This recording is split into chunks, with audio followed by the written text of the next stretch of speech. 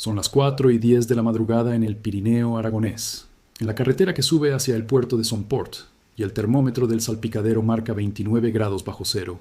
La nieve no cae ya, pero el viento la levanta del suelo y la lanza contra el parabrisas como si quisiera borrar la carretera entera.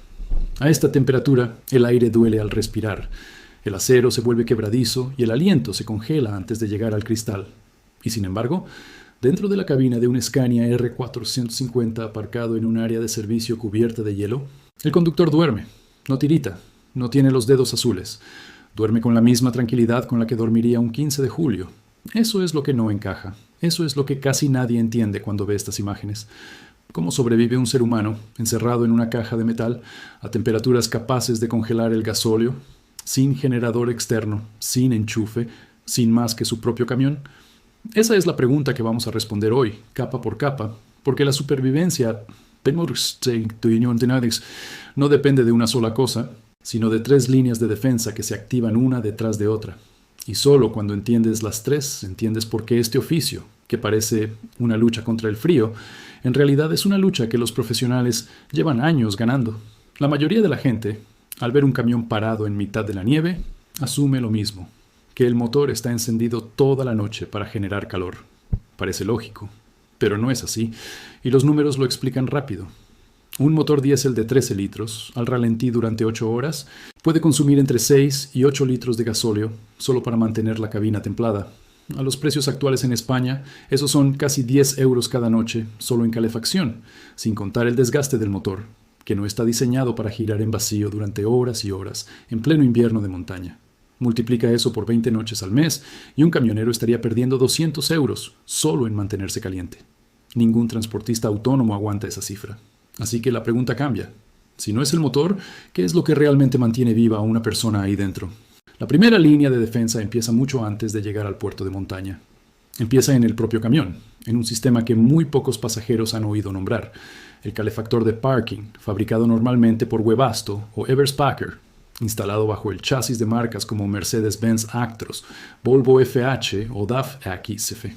Este pequeño aparato, del tamaño de una caja de zapatos, quema una cantidad mínima de gasóleo, apenas entre 2 y 300 mililitros por hora, para calentar un líquido refrigerante que circula por la cabina sin necesidad de que el motor principal esté encendido. Con esto, un conductor puede mantener su litera a 18 o 20 grados durante toda la noche, gastando menos de 2 euros. Es la diferencia entre sobrevivir con dignidad o sobrevivir a duras penas, pero este sistema, por sí solo, no resuelve el problema más peligroso de todos, el gasóleo congelado. Y ahí es donde entra la segunda capa. A partir de los menos 10 grados, el gasóleo normal empieza a formar cristales de parafina. A los menos 20, sin protección, el combustible se vuelve gelatinoso y puede taponar los filtros del motor. Un camión con el depósito mal preparado puede quedar completamente inmovilizado en mitad de la nada, sin posibilidad de arrancar a kilómetros del pueblo más cercano.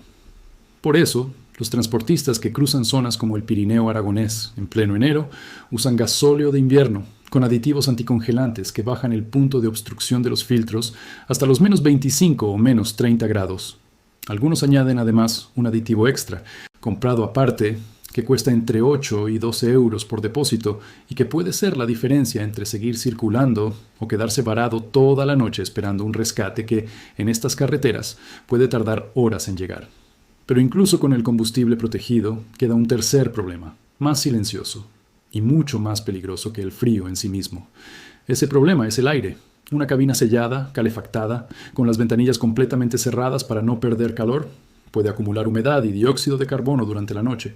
Los conductores experimentados lo saben, y por eso casi todos dejan una rendija mínima de ventilación, calculada para no perder más de 1 o 2 grados de temperatura interior, pero permitir una renovación de aire suficiente.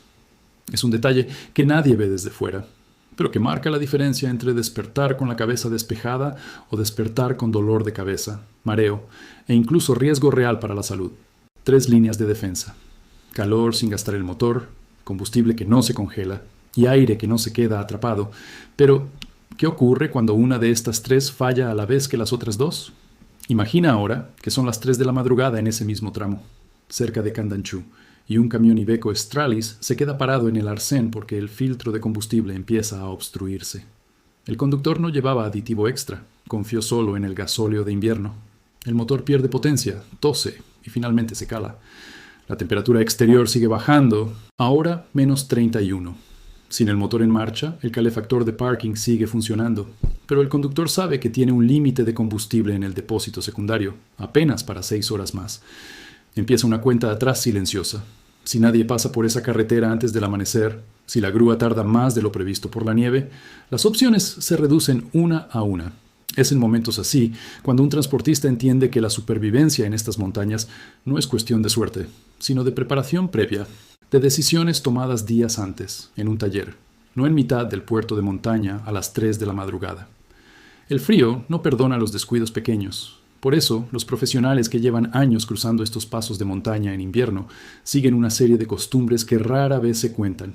La primera es revisar el parte meteorológico de montaña, no el de la ciudad de salida, porque la diferencia de temperatura entre el valle y el puerto puede ser de 15 grados o más.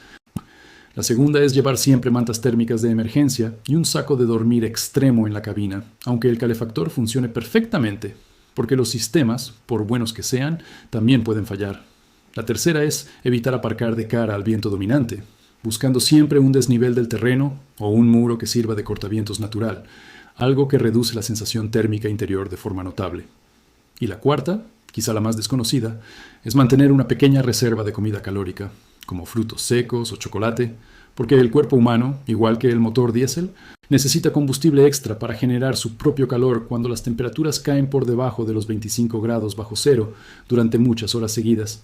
Y aquí está el giro que sorprende a casi todo el mundo quien no conoce este oficio desde dentro. Para un camionero experimentado, una noche a menos 29 grados en el Pirineo aragonés no es una noche de pánico. Es, paradójicamente, una de las noches más tranquilas del año. El tráfico desaparece casi por completo. Las carreteras, vacías de coches particulares, quedan solo para quien sabe moverse en ellas. El silencio de la nieve, una vez resueltos calor, combustible y aire, se convierte en algo casi reconfortante. Muchos transportistas veteranos confiesan que prefieren estas noches extremas a las tormentas de lluvia del verano, porque el frío, una vez dominado con preparación, es predecible. El agua y el rayo, no tanto. Así que la próxima vez que veas un camión parado en mitad de la nieve, en un puerto de montaña español, con las luces apagadas y el motor en silencio, no pienses que ahí dentro hay alguien sufriendo. Piensa que probablemente hay alguien que ha calculado cada detalle, que ha convertido el peligro en rutina y que duerme tan tranquilo como cualquiera de nosotros en su propia cama, mientras fuera el termómetro sigue bajando. ¿Te imaginabas que la supervivencia al frío extremo dependiera más de la preparación silenciosa que de la lucha visible contra la tormenta? Hay, sin embargo, una parte de esta historia que casi nunca se cuenta y que explica por qué algunos camioneros llevan 20 años cruzando el Pirineo aragonés en pleno invierno, sin un solo incidente grave, mientras otros, más jóvenes o menos preparados, acaban protagonizando los rescates que salen en las noticias locales de Huesca o Zaragoza. La diferencia no está en el camión que conducen, ni siquiera en la marca, sino en algo que los veteranos llaman, de forma coloquial, leer la montaña. Antes de subir hacia Somport o Candanchú, con temperaturas previstas de menos 25 o menos 30 grados, estos conductores no solo consultan la predicción meteorológica. Llaman a otros transportistas que ya han hecho la ruta esa misma tarde. Preguntan por el estado real del firme, por si hay placas de hielo en las curvas a la sombra, por si el viento está formando ventisqueros en los tramos más expuestos. Esta información, transmitida de camionero a camionero por radio o por aplicaciones de mensajería, vale más que cualquier parte oficial, porque está actualizada al minuto y viene de alguien que acaba de pasar por ahí con un vehículo de las mismas dimensiones. Otro detalle que rara vez se menciona es el papel del propio neumático en estas condiciones extremas. Un camión que cruza el Pirineo en invierno no lleva neumáticos cualquiera. Lleva cubiertas de invierno homologadas, marcadas con el símbolo de copo de nieve dentro de una montaña de 3 picos, obligatorias por ley en estos tramos entre el 1 de noviembre y el 31 de marzo. Pero más allá de la obligación legal, estos neumáticos tienen una composición de goma distinta, que no se endurece igual que el caucho convencional cuando la temperatura cae por debajo de los 10 grados. Un neumático de verano, a menos 20 grados, pierde gran parte de su agarre porque el compuesto se vuelve rígido como plástico duro.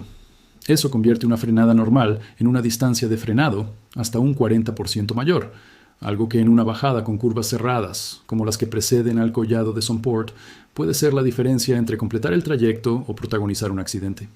Por eso muchos transportistas, además de las cubiertas de invierno, llevan cadenas de nieve preparadas y ya probadas en casa, no compradas de un envase plástico que jamás han abierto, porque colocar unas cadenas por primera vez a las 4 de la madrugada, con los dedos entumecidos y el viento azotando, es un error que cuesta minutos preciosos cuando el frío no perdona el tiempo perdido. Volvamos por un momento al camión Scania de nuestra apertura, el que dormía tranquilo en el área de servicio cubierta de nieve. Ese conductor, llamémosle Andrés, aunque su historia representa a cientos de transportistas anónimos que cruzan estas montañas cada invierno, lleva 14 años haciendo la ruta entre Huesca y la frontera francesa. Antes de aparcar esa noche, hizo algo que pocos imaginarían necesario. Revisó el nivel de la batería auxiliar, la que alimenta el calefactor de parking, y las luces interiores sin depender del motor principal. A estas temperaturas extremas, la capacidad de cualquier batería de plomo ácido puede reducirse hasta en un 30%, lo que significa que una batería que en verano dura 12 horas sin problema, en pleno enero, puede quedarse sin carga en apenas 8. Por eso Andrés, como muchos otros, ha invertido en una segunda batería de litio, más cara, entre 300 y 500 euros, pero capaz de mantener su rendimiento casi intacto, incluso a menos 30 grados. Es un gasto que un transportista novato quizá no haría, pero que para alguien que pasa 60 o 70 noches al año en zonas de montaña, se convierte en una inversión que se amortiza en la primera temporada de invierno. Hay también una dimensión humana en todo esto que merece atención: el aislamiento. Una noche en un área de servicio del Pirineo aragonés, en pleno temporal, puede significar pasar 10 o 12 horas sin ver pasar un solo vehículo. La soledad, combinada con el frío extremo, genera un tipo de tensión psicológica distinta a la del peligro físico inmediato. Por eso, muchos transportistas veteranos mantienen contacto por radio o por teléfono con otros compañeros que están haciendo rutas similares esa misma noche. No tanto por necesidad práctica, sino porque saber que no estás completamente solo en la montaña reduce la ansiedad y, paradójicamente, ayuda a dormir mejor. Algunos incluso describen estas noches de comunicación por radio, voces lejanas compartiendo la misma experiencia desde distintos puntos de la cordillera, como uno de los aspectos más entrañables de un oficio que desde fuera parece solo dureza y aislamiento. Cuando llega el amanecer, sobre las 8:30 en pleno enero, con el sol apenas asomando sobre las crestas nevadas del Pirineo, la temperatura puede seguir estando en torno a menos 20 grados. Es entonces cuando el camión necesita su última prueba del día: el arranque. Un motor diésel moderno, con sistema de precalentamiento de bujías incandescentes, tarda entre 5 y 15 segundos en preparar la combustión antes de que el conductor pueda girar la llave. Saltarse este paso o tener un sistema de precalentamiento defectuoso puede significar varios intentos fallidos de arranque que descargan aún más la batería ya debilitada por el frío. Por eso los conductores experimentados nunca tienen prisa en esos primeros minutos de la mañana. Dejan que el sistema haga su trabajo, sin forzar, sabiendo que esos 15 segundos de espera valen más que arriesgarse a quedarse definitivamente sin energía a primera hora, justo cuando más se necesita el motor en marcha. Así, lo que parecía al principio una simple cuestión de aguantar el frío, se revela como un entramado de decisiones técnicas, humanas y casi artesanales, que se han ido perfeccionando durante generaciones de transportistas que cruzan estas mismas montañas. Cada detalle, desde el aditivo en el depósito hasta la conversación por radio con un compañero invisible en la oscuridad, forma parte de un mismo objetivo: convertir lo que parece una batalla contra la naturaleza en una rutina dominada, casi serena. Y quizás esa sea la lección más valiosa de todas, que el verdadero control sobre el frío extremo no se gana la noche en que llega la tormenta, sino mucho antes, en la preparación silenciosa que nadie ve, y que es, en última instancia, la que separa a quien sobrevive de quien simplemente resiste.